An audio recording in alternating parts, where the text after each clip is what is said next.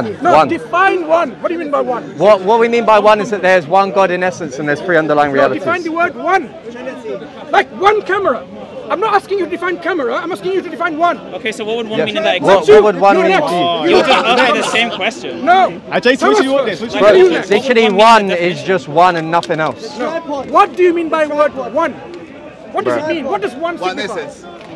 It literally just means, yeah, one essence. It means one in essence. This is one tripod, right? Yeah, but that tripod is made out of parts, bro. 1, 2, 3. One tripod, 1, 2, 3. There we go, Trinity summed up.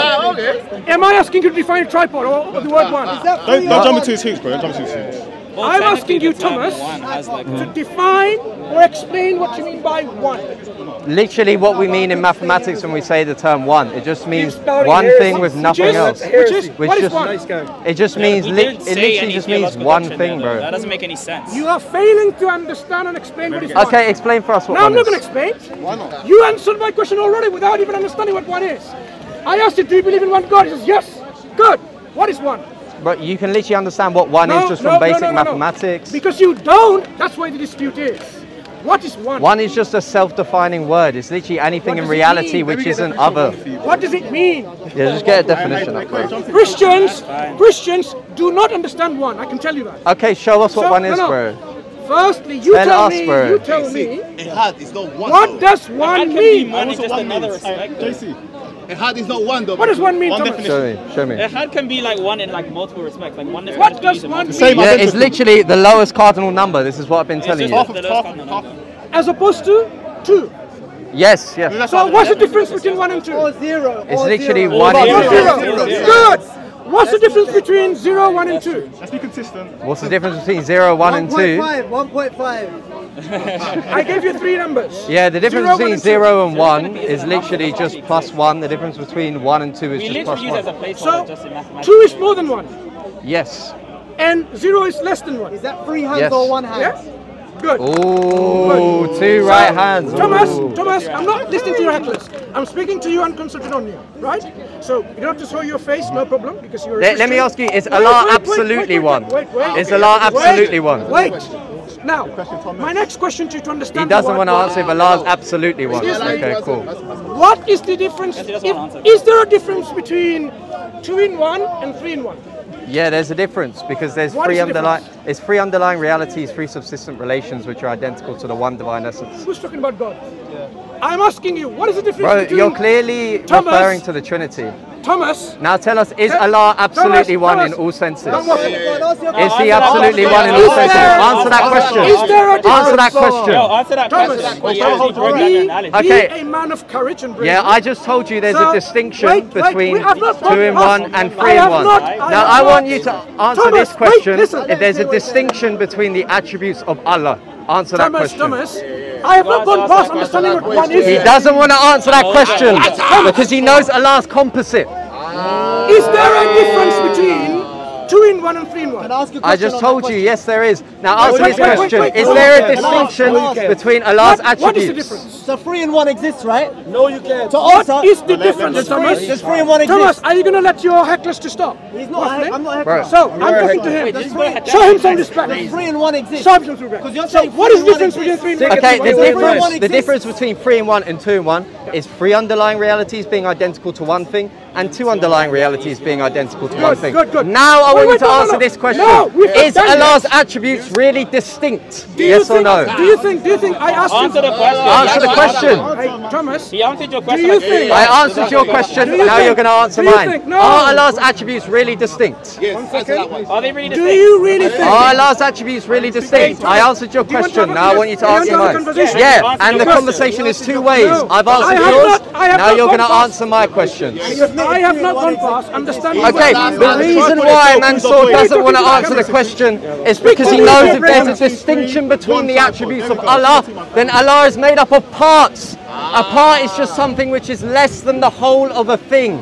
If Allah's attributes are less than the whole of Allah, Allah is made out of parts. And things which are made out of parts are metaphysically composite, and metaphysically composite things are caused. So Mansur believes that God is caused. So Mansur, engage with the topic. Engage with the question that I've just given you. You've lost your chance, forfeited. Bro, I just answered your question. Now you're going to answer mine. Wait. No one forfeit, bro. So No one forfeit. You're forfeiting. You're running, bro. He's running away. You're literally running Don't run away. Don't run away. Answer the argument. Answer the question. When I asked him Answer his question. Answer the question. Answer his question. So the reason why he doesn't want to answer the question is because if Allah's attributes are distinct, then he's composite metaphysically. For example, if I say that Superman has the attribute of strength, Superman has the attribute of laser eyes, laser vision, these things are less than the whole of Superman. So he's metaphysically composite. That's crazy. The reason I asked you, He doesn't want to admit that his God is metaphysically composite. Thomas, listen to me now. Okay, I've answered your question, answer mine. Answer the question. Answer the syllogism that I just gave you. Are you going to listen? Okay, I'll listen to you answering the syllogism that I just gave you. Go. Listen carefully. Go ahead. The reason why I asked the difference between 2 and 3 in 1, 2 in 1 and 3 in 1, there is a reason. Did you ask why? I will tell you why. Okay, tell us why. So, just like, Is there a reason why you're not answering my question as well, by the way? your question will come and the answer will come. Okay, cool. I'll wait for it. We'll wait. We will wait. We'll wait. The reason I asked you to differentiate between the 3 in 1 and 2 in 1 is because Can I ask a question to understand something? yeah, on this point. The 2 in 1, are these two, the 2 in 1 exists then? So you're saying 2 in 1 and 3 in 1? Conceptually, So conceptually, even your argument is saying 3 and 1 exists because you're comparing it to 2 and 1. Conceptually, anything that is 3 in 1, and listen, anything that is 2 in 1, the question is, are they the same? And you Are you happily comparing two things that exist? What about 99 and 1? you're not- 99 and 1? You're not listening. Oh. I said, Or 13 and 1. conceptually, 3 in 1 and 2 in 1 is not the same as you've answered. So that's very good. Are they So two you are real things that are different or fake things that are different? listen. I'm not asking about real and fake. I'm saying conceptually. No, but We I know. need to Wait. know where you stand. 3 and 1. If you believe Listen. 3 and 1 is real, Bro, and you're to me. comparing it to 2 and Bro, 1 that's the real. thing is, he believes in multiple When things in someone one. says- He No, believes no, God no, has no, no, multiple no, attributes in the He one already God, believes that bro. Allah is metaphysically When composite. Yeah. someone says He's not going to answer. 3 in 1, Hey, I love Muslims by the way, and I want Muslims to give their life to Jesus Christ. Amen. And he wants to save you. He wants to save you from your sins. As much as he loves us, he loves you. the way you can make any step forward is when you behave logically, coherently, and reasonably. So that's why we're trying to understand this. Wait, say that again. Wait. He said behave logically. My goodness. What's the second one? Coherently and reasonably. 3 and 1. Wait, hold on. Wait, what is the? Wait, I just want to clarify something. So because Wait, 3 what in is the 1, distinction between those 3 statements? Thomas, back to you now again, yeah? Yes. So there is a difference between 3 in 1 and 2 in 1. Yeah, I'm telling you, there's a difference between that. Now, What is the difference between 1 and 2 in 1? bro, Is it's there a difference? literally just one more underlying reality. That's Is what it the same? No. Excellent. It's So distinct. far, listen Well, all it depends on carefully. the respect as well. Thomas, listen carefully now because you have affirmed very carefully with your answers. Well, the one Wait, isn't the same, wait, but the 2 is the same. Thomas. It's distinct, yeah. 1 is not the same as 2 in 1. 2 in 1 is not the same as 3 in 1. Okay, let's Right, put is it this there- way. is there a I have not If finished. Jesus is identical... Okay, finish. I'm going to ask you now. Is 1 the same as 3 in 1? Is 1 the same as 3 in 1? Yes. Behold the Lord God of Israel. Oh my God. Because the one, if we're saying the one is God, and Jesus the Father and the Holy We're not Spirit talking are about God. identical We're not to the talking one about God, God. then Is it can be identical. Thomas, act reasonably, coherently, sensibly, 3 and 1. Okay, you're going to have to demonstrate. intellectually, I will act like 3 in 1, bro. Just using synonyms. intellectually and civilized as well. 5 in 1. Good. So, Okay, what is the difference What? between those 5 terms? is You're just using 1 random synonyms and putting same them as 3 in 1? Is 1 the same as 3 in 1? It depends with what respect you're different using the ways, term though, 1. in different ways. If Look, you're look, using the look. term 1 Explain. in the same sense as you're saying 3 in 1, if that is the 1 that you're referring to, then that 1 is going to be identical to those 3 things. That's what it's going to be. Now I want to ask. I want to answer on my argument against you. You will have the opportunity to answer. Okay, because I've been waiting for the answer. Be patient. Okay, I've been waiting for you to tell us why God is composite. Patient, right? To be fair, we are giving you a very big platform. Good. So now, the reason why that you haven't yet answered. Yeah, you haven't answered my question. Can 2 in 1? Can 2 in 1 ever be 3 in 1? 2 in 1 is not the same as 3 in 1. Can it ever be the same? Can it ever be the same? In any circumstance. It's only going to be the same as the one thing it's identical to. But the 2 and the 3 in 1 aren't going to be the same thing, because in one sense you're going to have 3 underlying realities, and the other. I just gave you an explanation. Which is? The explanation is that the thing that those 2 things are identical to is going to be the same thing in that sense that the 3 things are identical to. The difference is just that there's one more thing which is identical to that one. So we're saying that the Father, the Son, and the Holy Spirit are identical to the one God.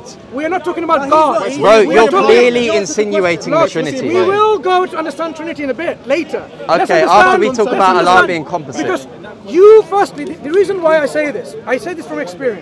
I've spoken to Christians, many Christians, maybe even before you were born, I've spoken to them. Yeah? That is not an argument. That is not an argument, but that shows my experience. Okay, so we don't care about your experience, we care about the argument. So let's look at the argument. We don't care about masks or experience, we care about arguments. We care about logic. My experience tells me Christians do not understand things like 1, 2, 3, and they don't understand the numbers. We do. We understand identity statements. So now you are saying 2 in 1 can be 3 in 1. No, that's not what I said. If everyone listened to what I said, the thing that those 2 things are identical to, which is the one, is going to be the same thing that those 3 things in the other example are identical to, which is the one, exactly. But the 2 is not the same as the 3, because that would be 3 things identical to the one thing. So there are 2 different senses, multiple rules for the classical. All of A equals A. Yeah, so you have reflexivity. Okay, you have reflexivity, which is just A equals A. You have symmetry, which is just if A equals B, then B equals A. You have transitivity, which is what you're going to get at because you're a Muslim metaphysician fanboy. No. Transitivity is A. Or you're going to go into well, we're going to show you metaphysically why there are opaque contexts. This is important. Okay. You obviously understand that transitivity is an inference rule, correct? Mate, simple. He doesn't know what you're talking about. I know what an inference is. Okay, yeah, it's an inference rule. condescending. I'm not being condescending. You can't even see the emotion on my face. Oh. I'm asking you this. It's condescending. I don't need to. So, when we talk about transitivity, yeah, because you said I'm being condescending, which would evoke emotion. So, again, if you're asking about transitivity, we all know, as well as he and me and all of us here, it's an inference rule. Right. Now, there are certain cases that we know in semantics and semiotics where inference rules don't carry over. For example, when opaque contexts are created. I'm sure you know this as well. Explain. Do you know what an opaque context is? Explain. I'm asking you if you know. They don't know. I'm asking you if you know so I can know how much to go into. Go on, explain. Okay, that's fine. So an opaque context would literally just be a situation in which the truth value of something wouldn't be carried over by transitivity salva veritate. Can you say that again? So basically when the truth value of one proposition won't carry over to another one, keeping the same truth value salva veritate. What do you mean by the last statement? Salva veritate. Yeah. Sorry. Yeah, it's Latin, right. It just basically means without the truth being hindered. Basically, for example, if I said, basically what's going on is that we understand that in transitivity, there are some cases which don't violate classical identity, it's just the way that semiotics works. There are certain cases where transitivity doesn't apply as a valid inference rule in this case. For example, when there are opposing relations. Right. So for example, yes. I'll give you an example. I'll give you an example, fine. Okay, you give the example. Cool. So for example, let's say Lois Lane knows that Superman can fly, right? Lois Lane knows that Superman can fly. We're all familiar with the Superman franchise, right? I like it. It's a pretty good comment. Cool. Premise 1, Lois Lane knows that Superman can fly. Premise 2, Superman is identical to Clark Kent. Therefore, conclusion, Lois Lane knows that Clark Kent can fly. Obviously, the conclusion doesn't follow because Lois Lane does not know that Clark Kent specifically can fly because she has 2 different opaque contexts. The opaque context is created because there is a specific term which is Lois Lane knows. That does not carry over in truth value. The truth value of proposition 1 does not carry over to proposition 3. Just stop there to explain. Yeah, that's fine. So are you saying when Lois Lane says Clark can fly, is Clark Kent the human side of things or the supernatural side of things who can fly? Superman is always supernatural. So supernatural. So Superman. Are they identical? Superman and Clark Kent. Yeah. Are They're identical. Right, that's fine. Yeah. They're nominally distinct. That's fine. No. How are they identical? They're nominally distinct. No. Explain. How are they identical? In an absolute sense. In an absolute sense. Yeah. In a relative sense, they're not identical. So no, I wouldn't say they are identical. It's like if you put on a cape. The problem is this, right? The entire statement contains truth value. The truth value is the entire statement, i.e., Lois Lane knows Superman can fly. Okay. You are dealing with the issue of Superman. We all agree Lois Lane knows that Superman can fly. However, we all agree also that she doesn't know Clark Kent can. That doesn't violate identity. It's just that transitivity doesn't work here because of an opaque context. So you have people. So she can't not say, or she doesn't know that Clark can fly. No, as in the specific truth state, like the statement itself is false. In that statement, she doesn't know Clark Kent can fly. Yeah, she doesn't know the person known as Clark Kent can fly. Okay. The reason because she doesn't know Clark Kent is Superman. Pardon? Because she doesn't know Clark Kent is Superman, and Superman's Clark Kent. Yeah, that's because the opaque context creates that. Exactly. So, for example, we agree with that. Truth statement in reality. She doesn't know Clark Kent is Superman or Superman is Clark Kent. Okay, but what we're doing with the truth statement is we're isolating, right, specifically down to the actual truth value itself. I could boil it down to, for example. I've understood an example. We can boil it down to this. The reason why you're doing that is trying to add on certain context to change the actual statement to itself. No, I'm simply saying when you say someone knows about someone, you're talking about she doesn't know that they're equivalent. Right. So then that means but it doesn't matter because equivalency has to carry over. Transitivity dictates that it has to carry over. Yes, she doesn't and that's the opaque context. That's the point he's making. It's not about whether. That's the opaque context that's created, and you understand that as well. You don't understand my point. Does transitivity carry over? There's a B on your face. I am saying. Does transitivity carry over in premise 2? That's what I'm asking. I'm saying. Yeah, go on. It's not about whether Clark Kent is Superman or not. It's about her knowledge of Clark Kent and Superman being the same. That's what the opaque context is. Wait. The question is not about Clark Kent. The point is Clark Kent and Superman are the same thing. Let him finish. Here, in reality, we want to know in the truth value of whether Clark Kent is Superman or not. Not about whether she knows something. Truth value. We're talking. Okay, so truth value has nothing. Hold on. Truth value has nothing to do specifically with whether the information is sound. It's specifically on whether the information is valid. We are looking at the actual statements themselves. You hold on and let me speak. It's fine. I'm continuing. So the statement, for example, it's fine. So the statement. See how are you trying to convince yourself? Hold on. It's not about convincing myself. I'm literally going to continue what I'm saying. Calm down. So it's okay. It's okay. Calm down. I'm going to finish. What is my objection? What is my objection? When it comes to what is my objection? Your objection. Actually, I wouldn't say that you've made an objection. I would say that you're trying to create one on the spot. I'm going to finish though. Which is? I don't know which one it is, but I'm saying that you're trying to create one on the spot. Because you don't know. Hold on. What we're trying to say, he hasn't created one yet. That's what I'm saying. So understand my statement, right? What would his objection be then? Mate, he asked you just repeat the objection. No, I'm asking what his objection would be.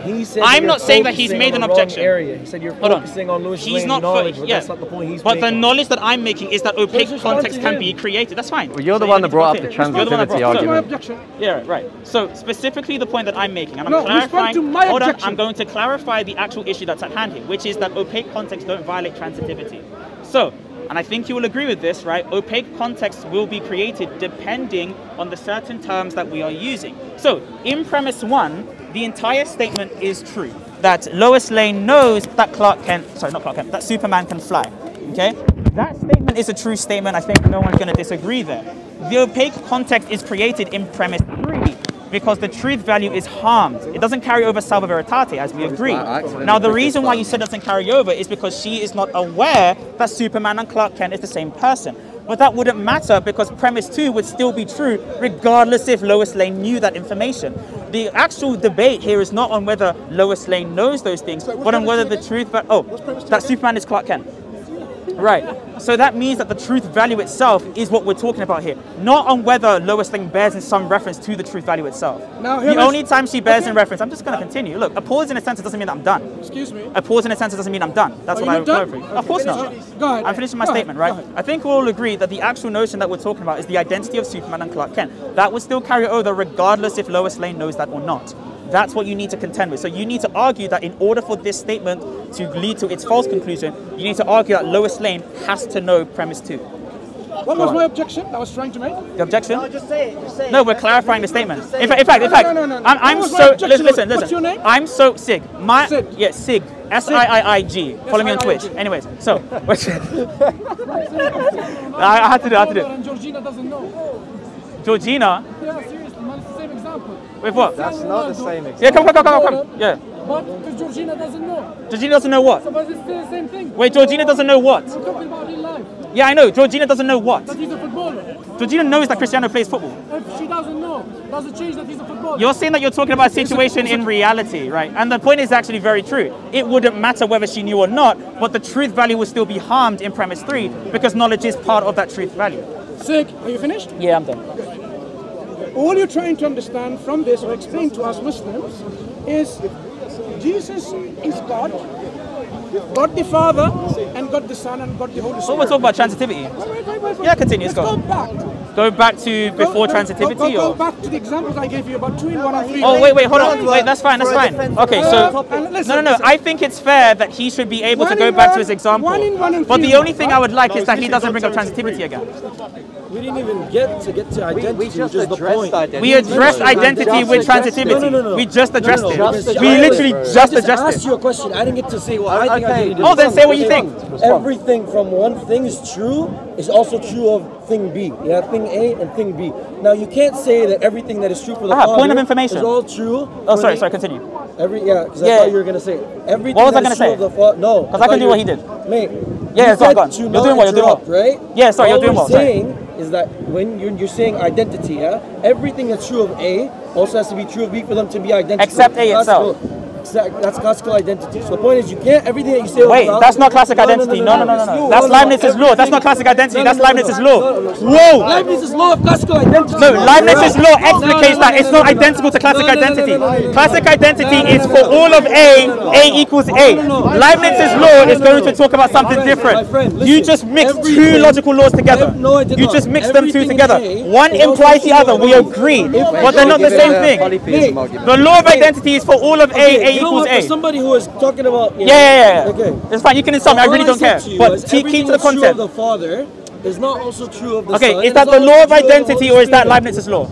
Leibniz's law. Okay, so you accept that that's not the law of identity then? No problem, misslip. Right, so it's a misslip. Part and parcel. Fantastic. Part and parcel. Yeah, part and parcel. So it's okay. I said that it's part and parcel. I told you. Yeah. You don't need to sit in semantics. Point is, not semantics. Semantics is one of the studies of truth. Elite theology. You know this. Everything that's true of the Father is not true of the Son. That was my objection. Simple. Yeah, that's fine. But that's okay if an opaque context is created, which is why transitivity doesn't carry over. Next question to you now. You don't know what an opaque context is. We've answered all your questions now, and that's the reason why you're not speaking anymore. Because you don't know what an opaque context is. He wanted to butt into him. You and I are speaking. It's okay. My friend. Then we can go over there and we can still speak. That's fine, no problem. We can go over there. The Father is not identical to there you the Son. go. Conversation between those 2. I'm completely focused. I'm completely focused. This is because one, we can apply an opaque context to the laws of transitivity, and there are actually examples in reality where transitive law doesn't apply. Yeah. For example, St. Thomas Aquinas brings up from Aristotle this example. See that bottle over there? Motion has 2 formal aspects, passion and action. Passion is something being moved by another, and action is me moving something. So action and passion. The same motion can be the action and passion can be identical to the same motion whilst being formally distinct. For example, if you pick that bottle up over there off the ground, the passion of the bottle being picked up is identical to the same motion as the action of it being picked up. Yet there's a formal distinction there. So we even have in reality times when transitive law does not carry over because opaque contexts are created. According to what you just said, the Father in some way is not identical to the Son. That's your belief. They have distinct relations, subsistent relations. So they're distinct underlying realities. The Father is not saying that the person of the Father is not identical to the person of the Son. Does the Father know that he's the Son? Wait, hold on. Wait. Oh my gosh. Oh my They did it. They're doing They did it. Oh my god. Yes, okay, great. This is fantastic. Okay. So obviously, right, so you understand what indexicality is, right? I'm asking you the simple question. Yeah, it's fine. Does the Father know he's the Son? I have a completely different view of knowledge than you. I have a completely different view of knowledge. Tell me what your belief is. I don't believe knowledge is truth propositions, necessarily. What does it mean? So, for example, right, and I'm going to give you an example. Let's just apply it to God in general. And I want to see what you're going to say about this so that we can conversate, right? So, do you hold to, when you talk about God's knowledge, that God just has knowledge of every true proposition? Ask me, what is knowledge first? Yeah, fine. I would say that knowledge would be simply the action of the intellect. Now, I will define what knowledge will be in this. Action of the intellect. Yeah, exactly. So when you talk about God's knowledge... Wait. I'm going to ask a question, man. It's all right. You're doing well. Listen. So when I'm asking you to clarify. Hey, you're doing well. You're doing well. I'm going to finish. Is it difficult? Absolutely, yes. It's so difficult. Yes. So if someone wants to clarify a question so they don't waffle, it's not difficult. Hey. Focus. I said it's so difficult that it's now somehow easy. So I'm going to finish. Go ahead. If he's okay with that. So when it comes to what I'm saying, right? Knowledge or intellect is simply to possess the form of a thing without becoming the form itself. That's what I believe, because I'm a hylomorphist. Now, I'm sure you know that. You don't know what hylomorphism is. No. Right. So how familiar are you with like Aristotle's form-matter composition? Are you familiar with it at all? I'm just asking. Simply. You're not 5 though. You're not 5. Mentally, I am. Mentally, so you identify as 5 years old? Yes, explain. Nice. So you're 5 years old from now on. It's all right. Cool. So I don't speak to 5 years olds because that's kind of weird. You don't need to. That's kind of fair though. That's kind of fair. SiiiG. Yeah. What's up? SiiiG. I'm right here. Let's go. You're doing well. Knowledge of God. Yeah. Tell me what that means. Yeah, it would just be to possess the form of different things in reality without becoming those forms themselves. Possess what? To possess the forms. So. What does it mean, possess the forms? Yeah. So the form would be the individuation of certain matter. So for example. Individuation. Individuation. Yeah. You're using all this jargon, and I'm sure even. Whoa! Do you want me to tell you what individuation is? Right. Cool. They do. They just throw things around. That's okay. You did the same thing. You did basket analogies and thought you were comparing it to maths. So, when you talk about individuation, it's going to be just simply a distinction in some way. So a lack of identity to some degree that allows for the matter to be particularized. So now you have a particular instantiation of matter, as Aristotle says, as Alexander Aphrodisias says as well, if you know that. So are you saying something? No, you were just. I thought you were going to say something because you opened your mouth. It's fine. So, I'm speaking. Yeah, I know. Oh, hey, guys! Cut that out. No, cut that out. It's okay. Relax. I mean, I understand that I'm very annoying, but come on, man. SiiiG, carry on. Yeah, it's alright, Mansur. So, as I was saying, right, when it comes to knowledge, now I've basically given you like a basic definition. I can now return to the question. You're explaining. I gave you a basic definition. Knowledge of God is to have understanding of forms. Forms is about individuation. I didn't say that. I didn't say understanding of forms. You're using that. It's possessing the it's form. Possessing the form of a thing. Possessing the forms. I'll give you an example. Forms is about individuations, right? Particularization. So particularization specifically of matter. But I can give you an example to see how we use form possession. If you don't mind, could I use a water bottle? Is that okay? You can't, but you can point to it. Yeah, it's fine. Just like lift it up so that I like my phone. Yeah. Right. Cool. Yeah. Go ahead. So, when you look at this bottle. Not me. God's knowledge. So tell me, does God have knowledge about this? Okay. If we can't solve knowledge for people, how would you get to knowledge for God? Now you understand, SiiiG. When I was explaining about human beings and so on, and you went directly into God, that's why the analogy we asked you about 1, 2. When did I go directly into God? Your friend did. Okay, your friend did. Not me though. Not me. Your but friend, him. Great. Not me. Right. Absolutely. Your friend. So next time. Well, who are you talking to? Tell him next time. You're talking to me. Yeah, exactly. You're talking to me. So he's irrelevant. Right. He's relevant. So talk to me.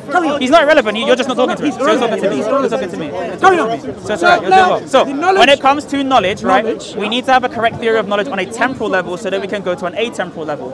So when I asked you specifically for knowledge you explain. in itself, explain. No, you're saying does the Father know the same thing as the Son? Right. So that means you have an understanding of what knowledge is. I do. So what does knowledge mean? Because when I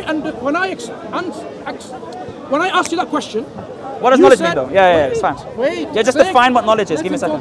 Yeah, go on. Relax. I'm very relaxed. I'm just fixing my mask. Yeah, go on. So you said I have a different understanding of knowledge. Didn't you absolutely. Say that? Yeah. Good. So we need to understand what you mean by knowledge, because everyone else seems to have a general understanding of knowledge is. Do you need to go and understand all of that jargon to know what knowledge is? No, really. Technically, if you want to have like a good understanding, but again. But so wait. You are asking the question.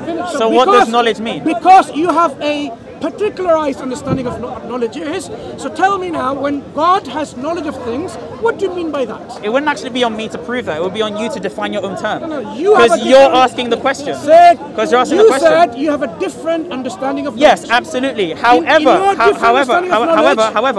your question, because your question is reliant on the fact that you have an understanding of knowledge. I'm speaking. So now I'm very calm. So now I'm asking the question, what does knowledge mean? I'm not finished. I'm just asking what knowledge means. I'm not finished. Absolutely, but just answer that question when you can, then it's fine. I'm not finished. Oh, so you're going to finish and say what knowledge means? So now look. You're going to say what knowledge means, right? You said. I'm very looked. Thank you. What does knowledge mean? SiiiG.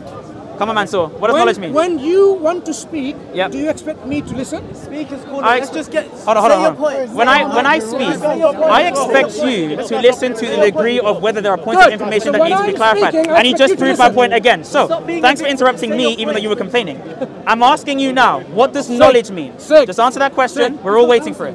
I am we'll wait, simply... we'll We'll wait. We'll be there waiting. We'll We'll be there there waiting. waiting. We'll be It's all right. waiting. I'm simply asking Yeah, what does knowledge mean? knowledge? Yep. Okay. My understanding of knowledge would be like, let me give you a very basic understanding of knowledge. Yeah, to go be on. aware of things. To be aware, what is awareness? To have knowledge of. Now you're going to say it's a tautological? I'm going to say that it's circular. You're going to have to prove it's tautology. Right. No. So if I now say awareness means having something, and you're going to say what does something means, right? No, I'll just say it, sure. So can we apply it in a universal so level? What is knowledge? Do you have a... So you said knowledge is awareness. Okay, look. No. We can run with that. It's fine. Do you want a definition of knowledge? Okay, so you're gonna use like a colloquial definition of knowledge and a theological discussion. Let him do it. Let him use it. Because we'll cut him up when he uses propositional logic. Yeah. It's calm. SiiiG. Yo, what's up, Mansur? What's up? Are you listening? Absolutely. I'm actually Good. just fixing my clothes. So, you can do that. No problem. Absolutely, that's great, and I'm glad you agree. So you use the term of knowledge as awareness. I'm speaking. It's actually my turn. So I'm when it comes speaking. to, I know, You asked me a question. in my turn. You So asked me a question. and you I'm answered, which was answering. no, you answered. You said What did I answer? you said that knowledge is to be aware of things. Okay. Absolutely. Do So you disagree? pardon? Do you disagree? We're gonna see if it entails certain No, things. do you disagree? Not yet. We're gonna see if it entails certain things. No. Do you disagree? I don't disagree with the definition until there are certain entailments of the definition. So now wait. Hold Wait, on. now- We need to explore the entailments. Let's explore the entailments. So now you're talking to him. Thank you so much. No, So the question now I we're going to asked talk you, about the entailments. SiiiG. Oh, hey, Mansur, you can Does say the my name when you father like. know? It's all right, cool. Does the father know he's the So son? when it comes to knowledge, okay, we can just use this. Let's say that there is a unipersonal deity. Let's assume that for the case to see whether your What definition does it works. mean, universal deity? A deity that is only one underlying reality. There you go. What does So, it mean, one underlying deity? We can say an individuation. One individuation. Okay. So one deity means one individuation of the No, deity. I said one unipersonal deity, because there are theories that say that there is one deity that is multi-personal. For example, the Trinitarians. And for example, when you say that there are multiple So you real, don't- distinct, so you're uncreated, now eternal saying- attributes. So now he does say that. He says that. What Absolutely. do I say? You say that there are real, distinct, uncreated, eternal attributes. Wait. What do I say about what? You say that about your God there are real, distinct, uncreated, eternal attributes. Do you say this? Yeah, I do. In one sense, I do. I'll tell you what I mean by that. Yeah. What do you mean by The that? attributes don't subsist by themselves. They don't subsist. They're always in relation to what we say the Creator God. Okay. God is described by His attributes. Because God is eternal with no beginning, His attributes are also eternal. Description of Are those attributes Allah? Wait. No, they're not. You know what? I apologize. They're not concrete particulars. Pardon? They're not concrete particulars. Concrete particulars. In other words, So they're abstracted. So they're abstracted. Yeah, In other words, for instance, when we say that God has attributes, we don't say that these attributes exist distinct. That's not an example. That's the claim. Remember that, right? That is what we That's believe. the claim. Exactly. That's the claim. That's not. An, You said for example. So that's not an example. That's a claim. no, okay. But I'm clarifying the example. You're clarifying the claim. You're clarifying the claim, not the example. Is it okay for me To clarify the claim, with an absolutely. example? Is that okay? Oh yeah, give another example that's not the claim. Well, the That's claim how is you what? give examples, the right? claim is what? The claim is that they are not concrete particulars, that They're they are not concrete abstracted. particulars. So the example here is, in order to give something more concrete, if you will, Yeah. that God's knowledge, for instance, isn't something that exists distinct from Himself. It is a sine qua non of God. but It's it a is sorry. not What? some- So you say the word again. a sine qua non. I mean, that, Sine qua non. A sine qua non. I don't know exactly what that means. You should do because you, I actually don't. I'm not knowledgeable. You were expressing. I'm not knowledgeable in any sense. It doesn't matter. Basic philosophical. Probably it is. Latin In that what you school? can actually use. In what school? In any school. In any school, Yeah, right. but sine qua non Okay, so literally show means me it in is the an Aristotelian essential- school where it says an it. essential part Yeah, go on. of that being. Oh, sine qua non. Oh, sorry, an Sine qua essential non. part. Yeah, Yes. sorry. My bad. I apologize. Sorry. My Latin's very You're making rusty. me look old here, you know what I mean? And now you're making me look like a child here. Yeah, It's that's what I'm great. saying. It's crazy. You know what I'm trying We're to gonna say? find a balance here. Yeah, we're going to find that balance. Just give me like 20 years of age and we're good. No, That's what I say. My age is too precious. Ah, come on. Wisdom comes with that as well. Absolutely. Okay. As well as humility, right? But Comes with my youngness. Yeah, putting aside the banter, let's True, carry on. yeah, let's go. So look, when we talk about God's attributes, we don't say that God attributes exist distinct from Himself. Because I know some Christians and some other people tend to make that claim that when we Muslims say that God has 99 attributes, that there are somehow 99 gods. We don't say that, do we? Christians misunderstand. No, but you say they're distinct. Wait, hold on. from each other, It's right? very They're distinct important. from each other in Exactly, an there abstract we way, go. not in a concrete way.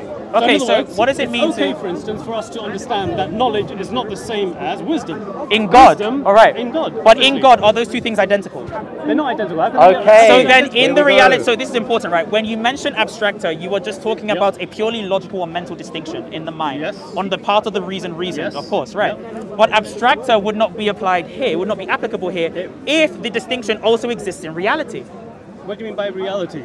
That which is, wait, what, you don't know, what do I mean by reality? What do you mean by reality? What do I mean by reality? I'm talking about reality. I mean reality, that which really exists. But the problem is this though. So you say that they're abstractor though. Hold on, I'm still speaking, it's fine. No, I'm trying to clarify what you mean by by real. So reality, there can't be anything more real than God, right? By real you could just say a positive ontological item. Than God? Pardon? Can there be anything more real than God? No, because God exists itself. Exactly. So when we talk about God... But you don't believe that. You literally believe that there is existence as well as knowledge and power. Exactly, right. I'm trying to clarify what it means. He's making a point that I'm here to defend. Right, and the accusation would be that. But the point is though, right? The reality of God is the greatest reality. Anything other than that is essentially... not as good. Huh? Not as good. You're going to say not as good. Not as real. It's subordinate to, that's the word I'm looking for. It's subordinate to. It participates in. Yeah, you could say it participates in a conceptual sense, right? Well, in a conceptual sense. Not in a concrete sense itself. In other words, it isn't something that exists merely in the mind. Okay, so then would God be a concrete particular then? I'm going there. That's exactly where we're going, yeah. So when we talk about God, we talk about God as something. Sorry. When we talk about God's attributes, because that's what we're talking about, right? Yeah. When we talk about God's attributes, we are talking about God's attributes not as something that exists distinct from himself. Like, for instance, you exist distinct from me, even though you're human. That's just a real distinction. Yeah, whatever you want to call it. Real distinction. No, that's a major real distinction. So, for example, the bottle is a... You're real. No. You're misunderstanding what I mean by major real distinction. It's fine. There's just certain scholastic terms that I just have to clarify for the conversation. Clarify for yourself? For the conversation. Because I know the term. Right, so you know what a real distinction is. That's why I'm trying to help you. I'm trying to define it for you. Okay. Yeah. Okay, go on. Thank you. I appreciate it. Look, so a real distinction is what you're describing, a distinction between two concrete particulars such that one is not a part of the other. So, for example, me and this guy. I agree with that. Right. That's what I said. But then you have you're real... Not him and he's not you. Right, but that's part of a real distinction. But there's other distinctions, for example, real nominal distinctions. So you have nominal distinctions, which are distinctions between two distinct concepts in the mind. There is a real distinction between those two things, although the reality of it exists in the mind. You said God... You didn't say, but you're going to conclude that God is a real concrete particular. No, I'm not going to... because a concrete existence, a concrete thing is something that exists outside of the mind. Not in the same... Okay, but look, in order to say that something concrete exists outside of the mind, you've got to firstly... You first have to say that there is a mind that exists like an overarching idea. Not really. In order to do, because look, not really. If God is the greatest reality, I'm not seeing how that entails. Just walk through that with me. I'll try and explain how it entails. Yeah, absolutely. Maybe if I'm wrong, you can explain to me where I'm wrong. You're probably going to be right. So, hopefully. No, I don't know. We don't know. Exactly. Let's see where it goes. Right? If you allow me a few seconds to put my go on. So look, if you're saying that a concrete thing exists apart from the mind, and God is a concrete particular, right? There has to be a mind other than God in order for him to exist apart from that. But there isn't, because God is the greatest reality. Well, that's actually something that I would disagree with. So when you say that there needs to be a mind to conceive of the existence of this concrete particular... I've already given you that mind. The mind you're or the saying, knowledge is God. You're saying so in God, order... You can't go beyond God. Wait, hold on. Let me just clarify this, right? So let's walk through this step by step. A concrete particular for you is something that exists outside of the mind. So, could you clarify for us so that I make sure that I'm understanding? Right, exactly. Here's the thing though. You gave a criteria for something to be a concrete particular. That is that there has to be a mind that observes or is not or is cognizant of this concrete particular. Excellent. I disagree with that premise. You need to prove that. That's fine, but let me just add to that now. You can't add to it, you've got to prove it first. No, well, the greatest mind is God. So in other words, there is no existence that exists other than God. So therefore, he is the mind. Does there need to be a distinct mind? Just to clarify, I don't use the word mind because that's not part of because this isn't, because this is the Neoplatonic of God. Let's just, for the sake of argumentation, carry on with the use of the word mind. But that's a Neoplatonic. It's easy for you. So it's fine, but the greatest mind. I don't really use mind. You can say intellect, but the problem is if you allow me to finish, right? It's fine, but you haven't proven the statement though. That's the problem. Well, no, I don't need to. You have, of course you do, unless you're assuming it under your schema. I've given you the a priori understanding that God is the greatest being. In other words, there is the eternal being. There is nothing other than Him. Everything comes from Him. But how does that prove? So how does that prove? No. So how does that prove that a mind needs to exist for the concrete particular to exist? That's not a proof for that argument. You need to prove that premise. Yeah, so do it. Okay, I'm trying to. Absolutely. So the concrete particular is something that exists. It is a contingent thing. Okay. God is not a contingent thing, is he? Okay, so then you can just reduce concrete particulars to just contingent things. Now, usually in philosophy, when we say... absolutely. Well, contingent things don't Yeah, you're saying abstracter? You're saying contingent things are concrete. Just let me finish. You're saying that contingent things are concrete. In order for something to be concrete, it has to be contingent. You cannot have a concrete thing without it being contingent. That's what you're saying. Now, here's the problem. You haven't given a reason outside of an ad hoc definition, which we can just run with. But I don't need to do that. I'm talking about the real existence of attributes. I think I already have. I've told you that there is an eternal being. Yeah, you're just being dogmatic. You're not actually proving the point. Okay, but that's not a priori. It's not. Do you believe the greatest being is a priori? Is a priori? I don't use perfect being theology. Sorry? I don't use perfect being theology. Oh, so now you conveniently use a particular theology to circumvent. It seems like which theology did I use? You just said that. I said I don't. I said I don't. That's what I'm saying. So which one do I use? I'm saying you use a particular set of theology or philosophy to circumvent when you see a problem. Okay, so which one do I use?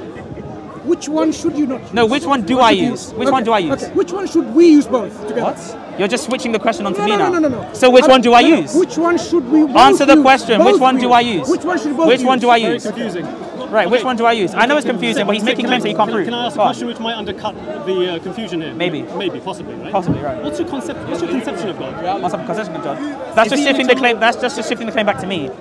So we're talking about concrete existences. I'm trying to just undercut everything. Yeah, you're undercutting everything.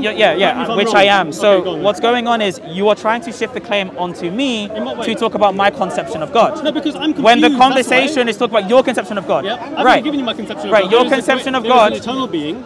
Great. Everything is contingent upon God. That's fine. Including concrete particulars as well as abstract. Now this is the important part now, right? Wait, can I finish my concept? Yeah, it's fine. I'm going to come to that point though. You mentioned that an abstract. You mentioned that a concrete can't exist apart from a mind, and you said if God is a concrete particular, there has to be a mind. I said what? Sorry, just God is a concrete particular. He said this. No. I'm saying that that's what you're saying. And hence the reason I'm using a conditional statement, that you said that if God is a concrete particular, you said to me, God can only be a concrete particular if there is a mind from which he is perceived from or instantiated Your from. argument is that God is that divine mind, so there's no problem. That's what you're saying. Yeah, exactly. But here's the issue.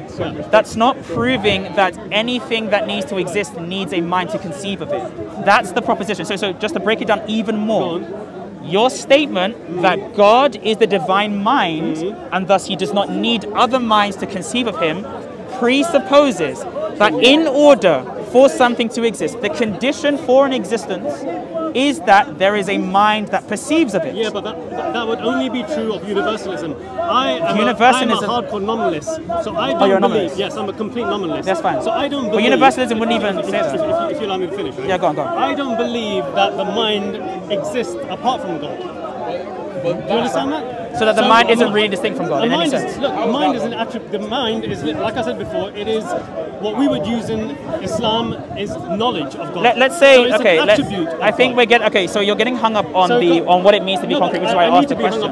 I know, but you're using, but when, I understand, but when people use the term, I know. So that you don't misrepresent us. I haven't misrepresented you. So when it comes to, no, maybe exactly, I haven't.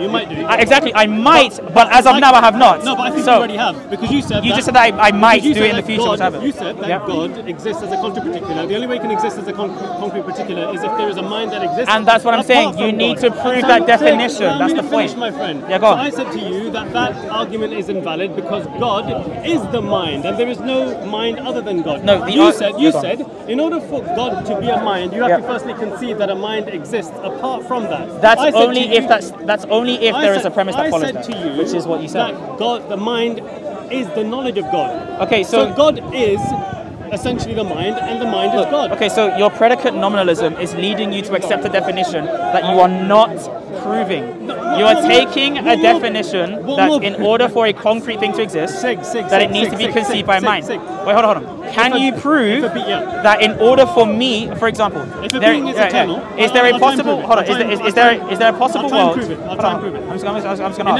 In every possible world, there is a being that exists eternally. That being we call Allah. Yeah. Right. That being is eternal. In other words, it has never had a beginning. It will never have an end. That's fine. So therefore, I think it's reasonable to say that this concept is a priori, meaning it's intuitively known. No, the concept of what? The concept of a being that has no beginning and no end. That's not what we're talking about. We are talking about the definition of concrete things existing. That's why you need to clarify a definition. So let's look at the actual argument that you're making. I think I've clarified. No. Okay. If I asked him what your definition was, he wouldn't understand. So I know, because he's supporting. It's fine. I know, which is why I'm doing. So when it comes to abstract and concrete existences. Are you trying to second guess what I'm going to say, or what I said before? I haven't second guessed anything yet. So, like I can say, what are you doing at the moment? Explaining something. What are you explaining exactly? The fact that you haven't proven a certain definition or a certain implication. Okay, and I'm hoping you're going to go back to once again. Proving certain definitions. Since when is start proving definitions? Pardon? No, I said an implication. You said an implication? Yeah. Okay, it's fine. Look, it's cool. Look, I'm hoping you're going to do this by going back to what I've said to you. About concrete existences. Concrete existences in relation to God's knowledge and God existing as an eternal being. I want you to show me the flaw in the logic that if concrete particulars cannot exist apart from God's knowledge, and God's knowledge is eternal. No, you're saying without a mind in general. Go on. No, not mind in general. I've already told you that the mind in general is God's knowledge. Right. That is the generality here. Wait, sorry, generality, you're just talking about that in all cases. That doesn't mean that, like, God's knowledge is a synonym for God's mind if it makes things easy for you. That's not going to help. Seriously. And the reason it's not going to help is because, if I may finish, please. I haven't really clarified. You're asking me to clarify something, and I'm going to have to do it. But otherwise, I haven't asked you to clarify something. I want you to clarify exactly what I'm going to say to you next. So you want me just to repeat back to you? I want you to tell me how it is that you're asking me for evidence for something. I'm going to tell you what I'm actually telling you. I'm going to tell you what I'm actually telling you. What's a priori is that God, by definition, can be eternal. No one's disagreeing there. But the point that I'm making is that when you use the term concrete, when you're using the term concrete existence, hold on. I'm going to finish the statement that I'm saying. So when it comes to yes, because it's identical to God. Yes, because it's identical to God. So now I'm finished the statement. I'm going to finish now. So when it comes to existences themselves, right? Thank you. So when it comes to concrete existences, right? I haven't seen any school of thought, even in predicate nominalism, that uses knowledge of absence is not absence of knowledge, my friend. Just because you haven't seen it doesn't mean it doesn't exist. No. I never said that. I never said that. I never made that point. Hold on. I never made that point. I'm saying something very specific. I'm asking you to bring forward a thinker that defines concrete and abstracta in such a way. Ibn Taymiyyah. Okay, so Ibn Taymiyyah is the person that you're using. That's fine. If you go to a book by Anja, because this is. If you go to a certain number of books, that's fine. I've accepted that you believe. Yeah, you're saying that Ibn Taymiyyah claims this. Now, if I may continue, because you've given the definition now. Now, you are using Ibn Taymiyyah's understanding of concrete objects, right? When I'm using the term concrete, I'm just talking about real existences. I'm not talking about specifically that real existence that I've read by mind. Because that's a Neoplatonic argument. That's a Neoplatonic argument. So it's a Neoplatonic argument. The Neoplatonists said the same thing when it comes to knowledge. That truth and knowledge, not just knowledge, but specifically things that exist. That things that exist. Hold on, if I may finish. That things that exist have to depend on the mind. Now, that's great. But the conversation is this: that the attributes that you believe in really do exist, and these real existences are not the same as the existence of Allah. They're not identical in existence. You believe this? They're not different. Let's clarify one thing. Yeah, that there is a lack of identity between Allah and Allah's knowledge. Do you do just as a way of comparison? In your concept of God, does he have attributes? By lack of identity? By lack of identity, I'm using a negation of the law of identity. So where we have A equals, or for all of A equals A. I'm not going to go there. Then you have. Let's just keep things. No, we need to go there. Let's keep things. We're going there. We're going there. So as much as you want to, but I'm going to. So then let's go. I'm going to say when it comes to that are simple, so that people can benefit. Okay, and I think there are many people. People are stupid. People recognize that when a person I think people are more capable beyond measure. But I'm going to finish. So when you say, do you think that people in general will be able to understand the jargon that you come up with? What for all of this thing is identical to this thing. That's not hard. Really? A equals A is not a hard concept until you talk about opaque context. But if I may please finish. Can we apply this now to the identities of God's knowledge? Yeah.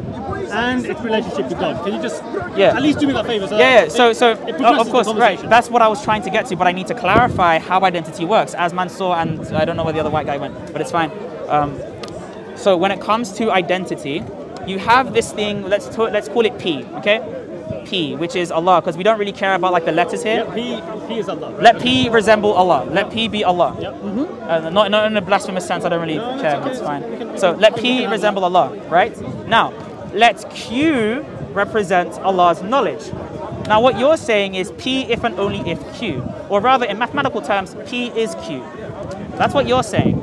P is Q. Okay. P is Q. Yep. Now, under identity, every single thing that P has, Q would have it also, as you would say? No, because under classical identity? No, because God is more expansive than just merely his knowledge. Okay, that's important, right? So then they're not identical. That's the point. Okay, when you say identical, I just clarified it in the past 5 minutes. When we say God's knowledge is... Sorry, give me a second. Sorry, like I have like these pins and needles in like my left foot. I was suffering from a cramp, so you're not the only one. Brother, if we had a chair or something, my leg up and down. Honestly, man, it's okay though. Continue. I'm listening to everything. Just ignore the leg kicking. You get cramps. I get cramps because I play football and basketball at the same time, bro. Is it? Yeah. Jump up and down a little bit. I still cross them up though. Do you? That's right. Without breaking my P's and back. Q's are going to fix your ankle here, let me tell you. That's SiiiG Ronaldo right there. Okay, so... But anyways, yeah, as you were saying. So identity. So we're talking about God's knowledge. So God has attributes. Your claim is, let's clarify what you're trying to say. Yeah, so God has attributes. Cool. 99 attributes that we know of. 99? And there's more than that. Maybe. Some of which we don't know. God hasn't informed us of. And I'm saying that these are metaphysical parts. So these attributes are, if you will, descriptions. Let's just make things simple. They're descriptions of God. Okay. Knowledge is not the same as wisdom. But all of these... Oh, I get the analogy that you're trying to get. By the way, I know all of this before, I know. but I get what you're trying to say. Okay, so how would you translate that over into your jargon? Yeah, right. Just so that we have a... Brother, take care, brother. God bless you, man. Sorry to interrupt. Sorry, man. Take care. We'll catch you, though. So my jargon, right, I'm just trying to break this down as much as I can. You're saying that these attributes... You're educating us here. Nah, not really. Because you already know this. So when it comes to attributes, you are saying that these attributes are merely just descriptions. Obviously, in a certain field of philosophy known as semantics or semiotics, you will have a statement that will point to a certain sign. So for example, what's your name? Hamza. So the term Hamza is a description of Hamza, as you will say. But that actually signifies something in reality, namely Hamza. Now, when I say the term knowledge, right, that term will also be a description. But that description signifies something in reality, namely Allah's knowledge. Yep. Right. So Allah's knowledge does actually exist. That's the claim. Now, Allah's knowledge, as you agreed to, would not be identical to Allah. Yeah, Right. Exactly, it can't be. Now, that's the problem that I have. Because then What is the problem? Yeah, there's two implications. Either the existence of knowledge, right, as a really distinct thing, and by really distinct, we mean it not in the sense of a separation. We're not going to argue for separation. People like Ibn Taymiyyah say that the attributes are not Allah, but they're not other than Allah. So what he means by that is, and this is my reading, right? What? You know your stuff, go on. Kind of. So when it comes to, maybe, sort of. So when it comes to the attributes, my reading would say, not even my reading, but certain readings that people like Ibn Taymiyyah, because like much later, he would say that what Ibn Taymiyyah means by that is that the attributes aren't separate in the way that these two things are separate, right? However, they wouldn't be identical to Allah as Apologia is identical to base Thomist. So what that would mean is that they would fall under the definition of metaphysical parts, because they aren't the whole of the subject of Allah, as he would agree with. Therefore, they are metaphysically parts of Allah, which is what he said to Mansur before. That's what I said to Mansur before. God has composition. Yeah, and that gets into the definition of a part. So, just I'll give my definition of a part, and then you can. So, for you first, when you say the term part, what do you mean? I don't say these are parts of God. No. I'm saying the definition of part. You know how you said like the definition of one, definition of part. Part. Yeah. You can say individual components that makes up a whole. Exactly. Now, what I would say, because I'm an idiot, I'm very dumb. When it comes to... Do you really mean that? Genuinely, yes. Okay, This is humble. So when it... Stop! Okay. So when it comes to parts, my definition would follow under what most mereologists would say. and that would be something about the subject that is not the whole of the subject. So anything that is predicated of a subject that isn't the whole of the subject in a classical sense, as you would have agreed to, the attributes would fall under this definition. Not in a physical sense, not in a temporal sense, and definitely not in a spatial sense, hopefully not, but in a metaphysical sense. And thus my argument that Allah has metaphysical parts would stand. So if that's the case, then the implication of anything that is composite in any way would be metaphysically finite. And of course, you would argue that Allah is metaphysically infinite. How is it composite? Right. How is it composite? Because he has things in him which are less than the whole. Yeah, because a composite is just simply something that has parts. So would it in any sense? So if I were to clarify, if I would just clarify further, would it be fascinating to you if I were to tell you, and you may even know this, given that it seems like you've read Ibn Taymiyyah and you've read a little bit about Ibn Taymiyyah as well. Probably not. But if I were to say to you that God's knowledge is of two types, there is the knowledge that is a genus, i.e. Yeah, knowledge that you're using like the scholastic term, right? So knowledge that is something that's contained in a genus of knowledge. Exactly. And then you have like particularization. Exactly. So there's particularization of God's knowledge, which is temporal. So in other words, God knows certain. And then you have knowledge as a genus, which is atemporal. By the way, that form of that view of knowledge, that theory of knowledge, is actually a big problem. But we can get into that later. No, but it's not atemporal in the sense that it is timeless. Yeah, that one, right? Yeah. But atemporal just means something that isn't subject to time, as you would agree. Well, atemporal, right? Yeah, but it could be omnitemporal, which omnitemporal. We need to make a distinction because some people say that if something exists outside of time, it can either be timeless or it can be omnitemporal, meaning that it can be like a type of amorphous type of time. It can't be subdivided. Well, I would say that if something, we would say that this isn't the case with the genus of time. That's fine. But again, like the definition when you talk about like temporality, just so that we can catch you up, when it comes to like temporality or omnitemporality, he's trying to say that there are things that are outside of time and so they just don't have any bearing or relation to time. Yeah, they're not. And they're then, not metricated time. like in their time, but they're not measured by changes. And then exactly. But again, the clock is just like a measurement of change, right? You would agree. But then you have certain things that we would say kind of encompasses all of time. Now, I would say that wouldn't be applicable to God. Again, he might say that. We haven't seen his position on that yet. You can have your own thoughts and reservations about that. Can we have your position at some point about what who God is for you, whether he has a name, and what his hopefully when we agree on metaphysical composition, then yeah. So when it comes to why can't you just be clear? Come on. Look, because my position is irrelevant. Look, it's going to be relevant because at least it'll allow us to have some type of common ground here, that you guys believe in a God that has this kind of understanding. You've got a general idea of what our understanding of God is. Yeah, and I'm saying that there are problems with that. So even if my position would fall... Just to put one thing in there. Yeah, go on. We as Muslims do not say, the attribute of God, say for example, his knowledge. His knowledge somehow speaks to his speech, or speaks to his vision, or speaks to his creative acts and so on. The speech would speak to it. The attributes themselves do not have own personality. We're not arguing for that. We're not arguing for that. We're not arguing. Do you believe the attributes of Allah, they have conversation between themselves? Of course not. No one's arguing that. No one's arguing that. Right. In Christianity, when we compare God... so what you're doing is what about this? Are they Christians? I haven't even figured out. They're Christians. Yeah, so you're doing a whataboutism. One second. I don't have to answer the whataboutism, that's the point. You're just clarifying your position. Bro. Yeah, if you're doing something illogical, then yes. You're interrupting. I think even he would agree this is a whataboutism. SiiiG, you're interrupting. But you accept that it's a whataboutism, right? You're interrupting. It is a whataboutism. SiiiG, I wasn't really listening, but anyway. He's saying, but you guys also in Christianity What I'm saying, you didn't even listen to it. It's just a tu-quo It's just a tu-quo. It's not tu-quo fallacy. Yes, it is. Tu-quo, yeah. Do you know what I was going to say? Go ahead. What I was going to say? Yeah, you're probably going to speak about Trinitarianism. No, what I was going to say? Something about Trinitarianism, which would be a Tell tu-quo. me exactly what I was going to say. I don't need to. The point is that you're going to say on, something you don't else. know what I'm going to say. You accused him of a tu-quo. What I was going to say? And you're not even willing to So in order for me to satisfy that claim... What was I going to say? I'm going to explain to him something. Literally in the middle of... Yeah, so I'm saying to you now, in order for me to satisfy the claim that you're making a tu-quo, I need to show you that you are saying something about my belief, but you also, which is what you did. What I was going to say? Something about my belief. Such what? Trinitarianism. No, about what? You were going to say that the persons in Trinitarianism talk to each other. A tu-quo fallacy is like, it's a form of whataboutism when you say, but you also, it's specifically like directed to me, which you're doing. Give me exactly what I was going to say to make it into a tu-quo fallacy. No, that's not what the criteria is for a tu-quo. I don't need to say exactly, I just need to give the actual belief. So basically, without hearing what I have to say, you assume I'm committing this fallacy. What you're going to say will probably prove it. What I was going to say? No, I'm saying what you were going to say will probably prove it. You accused me of So you can say it. So say the statement, and then it will prove my point. you accuse, first of all, with an assumption that I'm going to commit a tuko fallacy, right? A tukokwe, yeah. Yeah, tuko. Okay. Tukokwe. And what I was going to say?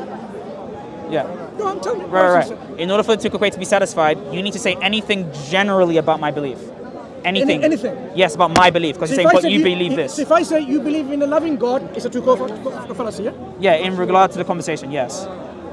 It's like saying you also believe in X. Seriously, fine. Good. It's some. You can search it as well, and I think you know that. Anyway. It's not absurd, it's just something you haven't heard before. What I was going to say is this. Yeah, go on. We don't believe the attributes of our Creator God. They somehow are individual persons. No one We didn't argue for that. Listen. Let him finish. Okay, finish. You believe within God, correct me if I'm wrong, this is the giving you opportunity, that you believe in God, there are these persons. And these persons are what? The Logos of God. One of the most called the Logos of God. Right? The Logos of God is not God himself. Yeah. Correct me. Is the Logos of God God himself, or is it distinct from God? Well, I've got enough information now to take away. Wait. So I don't have to Is the Logos of... Okay, establish that. Is the Logos of God... Yeah, so the establishment would be that you say... the Logos of God you don't God believe himself? that they are persons, but you believe that there are persons. The Logos of God, and you were going to say the Father, and then you're going to refer to the Spirit. No. You were not going to refer to the Holy Spirit in any sense at all. This is just a two-quick question. That was sidetracking from the that's why point that sometimes you Allah need has to listen. metaphysical You were going to say that you're going to say the three persons. Is the Logos of God God himself? That's not the conversation at hand. That's my question to you. Yeah, which is part of a two-kokwe. You're moving the conversation away. You're moving the conversation away from compositionism. The Logos of God is not... I don't have to answer the question. We were it's talking moving about away the from the topic. metaphysical composition of Allah. We weren't talking about not on my position, though. Not on my position. In your position... I don't have to. Okay. Because that's not what we're debating. I'm doing an internal critique. I'm trying to show you the difference. Okay, the difference. Okay, so again, I'm going to show you the difference. We definitely have a difference, but I don't have to establish that because we've already assumed it in conversation. I'm going to but I've also not said that there are persons either. Listen. I never assumed the attributes of persons. Ibn Taymiyyah never assumes the attributes of person. But what he does say is that they're metaphysical parts, which is why you complain about composition. We never said and that's why he's not saying anything. So we can get back to the conversation. Yeah, my belief, which is a two-kokwe. In your belief. Yes, we're not talking about my belief. We're talking about yours. I am. Right, you are. So by committing a fallacy. You're admitting you're committing a fallacy. So you're making I'm not going to let you finish your fallacy. No. How do you know I'm committing a fallacy? Because you've just referred to Trinitarianism. You said the attributes are not person, but you believe that the attributes are. As you can see, it's a one-way conversation here or something. Because it seems like you're... Can I finish? Our understanding of God. Yes. Yeah, because he asked us about identity and the Trinity. Because we would finish one critique and then we can move on to another. I think we already finished. I don't think so. I don't think we have. So, okay, so hold on. I can't stand here talking to you all day. Sorry then. So I think there should be at least a reasonable amount of give and take. Where we don't agree that we finished the first part of the dialogue. Well, I think I have. I think I've. You think exactly? I don't. That's fine. That's your opinion. So then you arrive at an impasse and we can't continue. Well, I don't think we can because that's fine. I've already given you a definition of God, which I think pretty much. And also entails, metaphysical composition. No, I don't think it does. So how does it not entail it? But we're not going to go there. You're not going to go to how it doesn't entail it? I think I've already given you enough to satisfy the argument that we have in the beginning. No, the argument that the argument that he was making, apart from the argument that he was making actually from the entire beginning was that attributes existed. That's precisely the argument that we started off precisely with. the argument that he was talking about. The argument that we were always talking about is that Allah is metaphysically composite.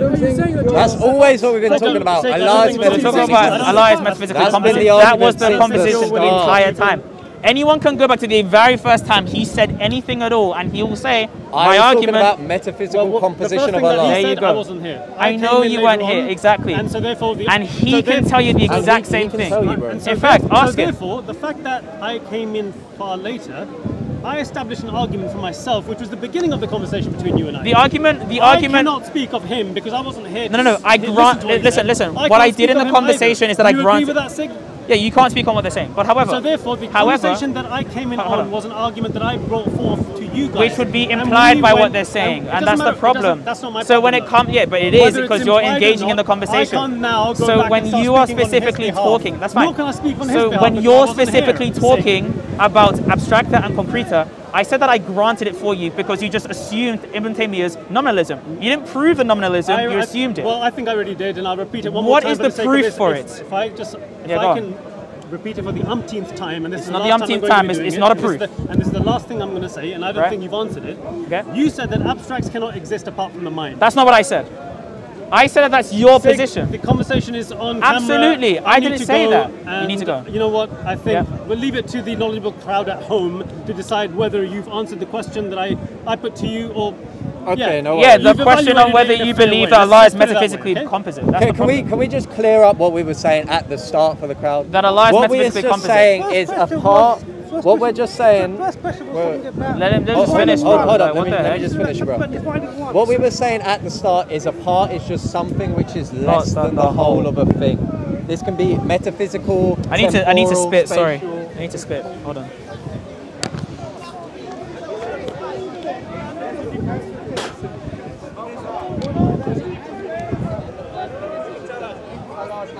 Really distinct, then they are less than the whole of Allah. They're not identical to the whole of Allah. The conclusion of those premises is that Allah's attributes are parts of Allah, and then we can go into talking about the entailments of composition within God. And if you have a problem with that, just address the three premises. Yeah, it doesn't follow because. But bear in mind, he did say that they cannot be identical. They can't be identical. Right. Exactly. So the argument if they how can knowledge be identical to? Okay, so you agree with premise 2 that Allah's attributes are really distinct. Right. That's the point. So whether premise. they're distinct or not. They are. So they're distinct, right? That's what you're arguing. So therefore they're not identical. Yeah. Okay. What's the problem? The problem is that if that is accepted, then there is a certain entailment of your view. Yeah. And what is that entailment? That they are metaphysical parts. And what is the problem in that? That would mean that Allah is metaphysically composite.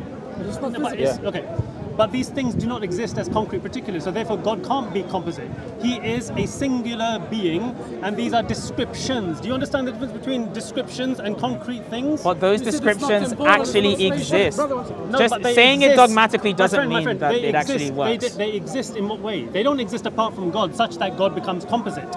Okay. Or they in don't order for exist, something to be composite, they don't exist in a way where they are somehow a second divine being, such that God is now composite. Okay, I'm not arguing. We never said a second divine being. No, but we'll just establish it is fine because he's assuming nominalism. He's assuming in order nominalism, for you to say that God is composite, you have to firstly establish that the attributes themselves are divine apart from God or in relation to God. No, we would just have to establish that they are not the whole of the subject. Yeah, we just have to establish they're not the whole and of the that does not subject. entail that God is composite. Okay, yes, what is a composite? What a part is. So a part is something of the subject that isn't the whole of the subject. But it's a description. Now again, but the description signifies something in reality that isn't the whole of the subject. So look, right. Description is not something. So for instance, individual existence. Description is describing. Yeah, but the something. distinctions Yes. aren't virtually Yeah, I understand. Really what is the thing distinct. describing? What is it describing? Describing the essence of God. Okay, so when you say knowledge, you're just describing the essence. Yeah. In a descriptive sense, it is nothing more than a descriptive abstract descriptive abstract sense. Okay, so there is. So for instance, when I say knowledge has Mansur has knowledge. Yeah. When I say Mansur has knowledge, I'm not talking about Mansur and knowledge, such that Mansur is a composite part. No sane individual is going to come along and say. Every Mansur's single knowledge person is a part of Mansur. Actually, I would argue I would argue in the opposite. You're misunderstanding the point. We're saying that Mansur is composite because he has knowledge. Now, this is the point. When I refer to Mansur has. Hold on, if I may finish. When I say that Mansur. You've been hiding this for a long time. Yeah. I want to see your knowledge right now. Well, no one's asking you to see it. A part doesn't have to be seen. We've already established a part that. doesn't have to be physical. And so therefore, your definition of composite is something that I would, and most people would disagree with. No, actually, every mereologist would just agree with what a part is. Mereologist like who? Yeah, you can look at the individual that I think was it Noonan that wrote the SCP entry for this year. You need to consult with him. No. I'm saying no. I'm trying to make sure that I cite the individual correctly, but it's in the SCP entry for what a part is. Okay, I'll be sure to go home and check that out. Absolutely. Thank you very much. So a part. Thank you very much for your time, my friend. Take care, bro. Thank you. Honestly, your bid is absolutely amazing. Unfortunately, sometimes people they're overwhelmed by their own selves. You know. Well, I guess I'm humble and I'm overwhelmed at the same time. Then. No worries, mate. As long as you're humble, as long as you have that attribute of humility. And that you're not a composite being such that humility exists apart from yourself. Absolutely, it is part of me though, and you know that. Take care though. That is a part of him. That is a part, man. Oh, don't leave him hanging. Don't leave him hanging, bro. So Mansur, as we were saying, right? Coming, yeah? When it comes to, I still want to see this knowledge for you. Yeah. Summarizing. So as we were saying, right? When it comes to, I'm speaking. Well, hold on. I was literally saying something back to you. I'm speaking. I know you're speaking, but that just means that I was. See you later. You want to leave? Because I was speaking and you're not allowing me to speak. No, I was actually speaking when you were deafening him up, and I was going to clarify something. So You I were was speaking. I wasn't done. I was still speaking. Yeah, exactly. Done with who? Not with you. But I'm not done with you. You were speaking to him, but I was clarifying. I wasn't speaking to him. You were daffing him up, and I was speaking to you. Maybe I have to speak to you because you're not easy to speak to. I know, and that's a shame. Do you know why? That Do you doesn't know why? matter. So actually why? Because you don't because like you don't speaking allow to me. people to speak. So, Right. I allow many people to speak. Thomas, Thomas, but that just means that you're basically complaining about the issue. Do you believe that the logos of God? Hold on, he's trying to run away from metaphysical competition. This is just a tu quo quo fallacy. Excuse me, I'm It's a asking tu quo you quo a again, So what he's doing is he's trying to say you have this problem in your Hey, tradition. Dawais, go follow me on It's Twitch. not actually solving the problem. SiiG 10. Follow me on Twitch. Don't subscribe to any of these people who don't want to have a conversation. You know what? Hey, Dawais, don't go away. When you're ready to have a conversation, Make sure you post We this just as had well. a conversation. We but just posted as leave well. out the tu quo quo fallacy. You can just leave out the two quotes, bro. Just leave out the tu quo quos. Just leave out the two quotes, and we're actually doing so well. In fact, you're doing well. You're doing well. You're doing well. You're doing well. You're doing well.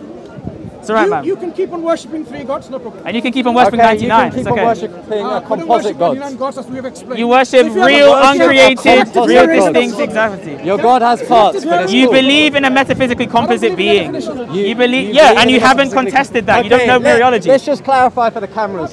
Right, so Mansur tried to tell us the logical problem of the Trinity. They failed on that. SiiiG introduced opaque context. They didn't even understand what that was.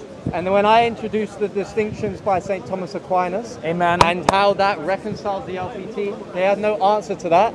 He then tried going into indexicals in the Trinity, and he doesn't even know what knowledge means. He doesn't even know what knowledge means. If knowledge is propositional, does Allah know what it is to be a creature? No, the crazy thing is this though. He said, guys, he said that knowledge is awareness. Now this is the problem. If knowledge is awareness, then the awareness of Allah can change proportionate to the things he can be aware of. So wait, are you telling me Allah changes on Mansur's view? I guess I am. Oh my days, I guess I am. Wow. Now here's the thing. Even though we're being charlatans to the audience, right, we're just doing it to engage you guys. But the point is this. The LPT is not an invincible issue, okay? Opaque context solved that. Most mereologists believe that metaphysical parts do exist. And as you can see, Mansur wasn't even able to keep up with the intellectual conversation. So if there is ever a person that debates Mansur, just do me a favor, reference my name, SiiiG. Second of all, anytime you talk to this guy, just be composite. Repeat that again. Just say that his God is metaphysically composite. That's it. That's all you have to say. That's it. And it's been your guy, SiiiG. It's been your guy, Thomas. As you can see, and we're out. You know what I'm trying to say? We out. See ya.